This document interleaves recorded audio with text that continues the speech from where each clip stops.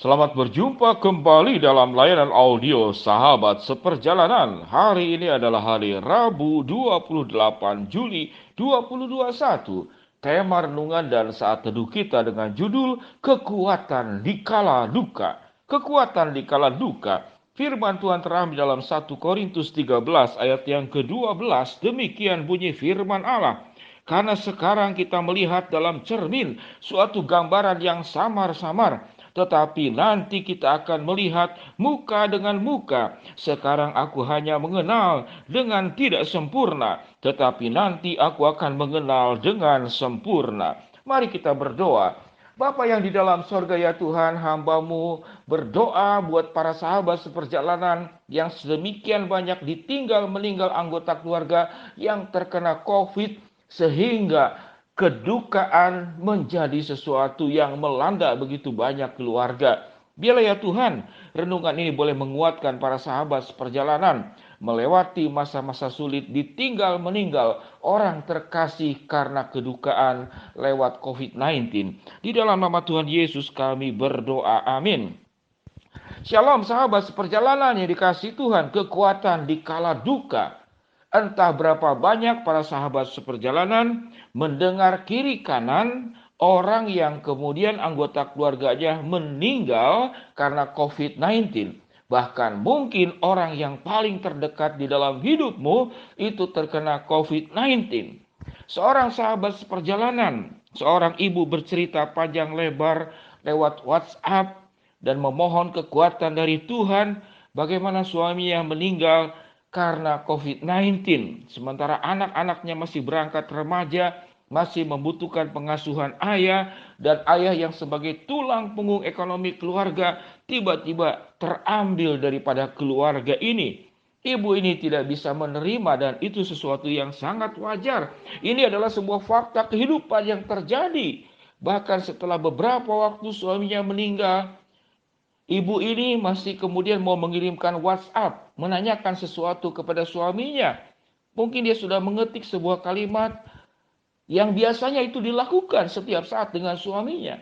Namun tersadar bahwa suaminya sudah tiada, suaminya sudah meninggal. Suaminya sudah dipanggil oleh Allah ke rumah Bapa di surga.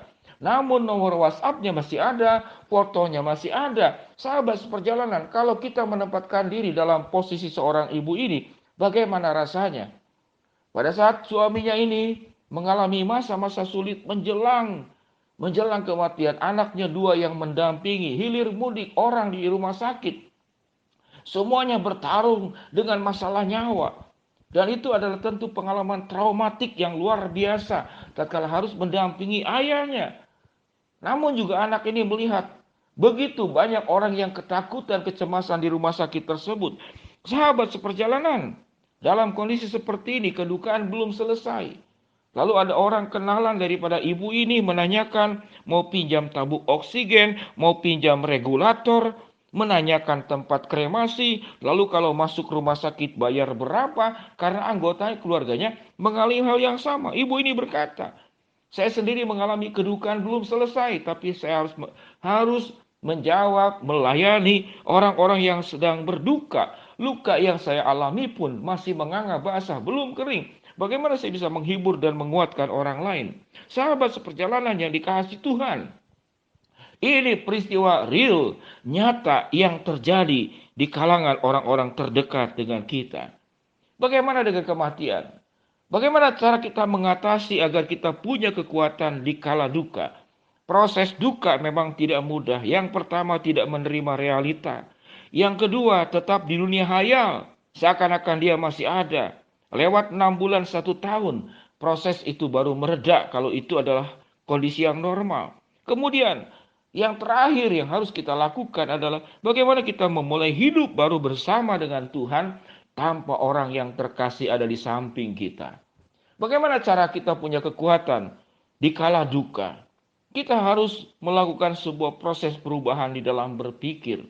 Bagaimana kita merubah proses dalam berpikir? Yang pertama, orang terdekat yang kita cintai, yang kita kasihi, itu tidak meninggal.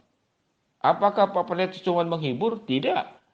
Tuhan Yesus berkata bahwa Lazarus itu tidak meninggal, tidak mati, tetapi dia tidur. Lalu Yesus membangkitkan dan Lazarus bangkit kembali. Kalau meninggal itu berarti habis, tidak pernah akan bertemu kembali tanpa jejak.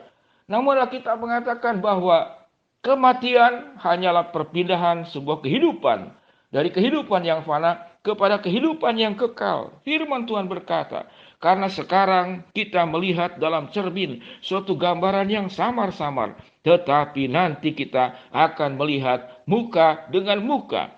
Sekarang aku hanya mengenal dengan tidak sempurna, tetapi nanti aku akan mengenal dengan sempurna. Jadi tidak ada yang namanya kematian. Yang ada adalah perpindahan hidup dari yang fana kepada hidup yang kekal. Artinya orang yang kita kasihi di dalam Kristus, dia telah berpindah dari kehidupan sementara dengan segala problem, sakit, penyakit, masalah kehidupan ke dalam kehidupan yang kekal yang tanpa problem, tanpa sakit penyakit, dan tanpa masalah. Sahabat seperjalanan yang dikasihi Tuhan, dengan demikian kita meyakini bahwa tidak ada perpisahan. Alkitab mengajarkan kita akan dipertemukan kembali dengan orang-orang yang kita kasihi muka dengan muka. Hidup di dunia ini kita bertemu muka dengan muka di dalam ketidaksempurnaan. Namun satu hari kelak nanti kita akan dipertemukan muka dengan muka di dalam kesempurnaan, di dalam kebahagiaan, di dalam kesukacitaan surga yang sangat luar biasa. Kita sulit menjabarkannya karena kita belum pernah masuk ke surga. Namun satu hari kelak nanti kita akan dipertemukan kembali. Itu janji firman Allah. Namun ada yang bertanya, Pak Pendeta, pertanyaannya, kami masih hidup di dalam dunia. Bagaimana saya bisa menjalani kehidupan tanpa orang yang dikasihi? Sementara suami saya dan ayah dari anak-anak ini adalah tulang punggung ekonomi gereja. Membutuhkan kasih sayang anak-anak, masih membutuhkan pendampingan, masih membutuhkan figur seorang ayah. Dan saya sendiri masih membutuhkan suami. Sahabat seperjalanan yang dikasihi Tuhan, bukankah firman Tuhan berkata bahwa Tuhan akan menjadi pendamping buat para janda?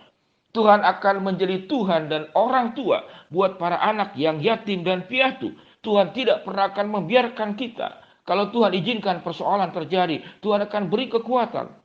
Kalau Tuhan izinkan sebuah musibah terjadi, Tuhan akan berikan kemampuan kita melewatinya. Dan kita akan jadi pemenang dalam kehidupan ini. Kesulitan sebesar apapun, kuasa pertolongan Tuhan jauh lebih besar daripada masalah dan kesulitan yang kita hadapi. Sahabat seperjalanan yang dikasihi Tuhan, marilah kita belajar percaya bahwa hidup dan mati ada di tangan Tuhan. Kita tidak bisa menawar lebih lambat ataupun lebih cepat. Semuanya ada di dalam kehendak Tuhan, ada di dalam kuasa Tuhan. Dan kalau Tuhan izinkan ada kedukaan terjadi di antara anggota keluarga kita, maka Tuhan pun akan beri kekuatan kepada kita untuk melewatinya, dan kita akan sanggup melewatinya bersama dengan Tuhan. Sahabat seperjalanan, tetap kuat di kala duka.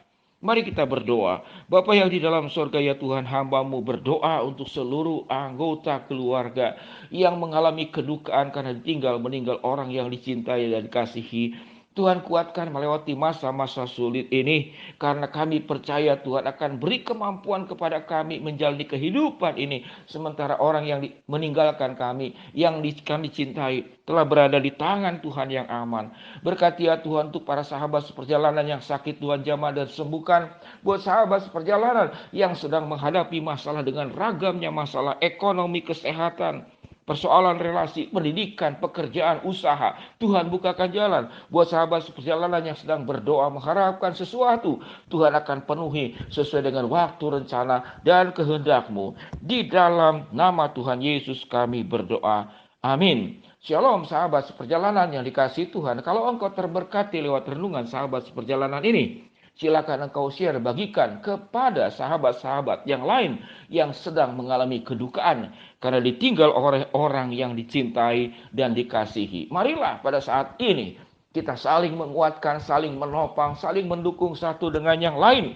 Karena sewaktu seseorang mengalami kesusahan, namun ada orang-orang dekat di sekitarnya, dia akan dikuatkan lewat topangan doa kita, lewat topangan pengertian kita, bantuan yang kita lakukan. dan kasih Kristus nyata di tengah-tengah kita. Shalom sahabat seperjalanan yang dikasihi Tuhan.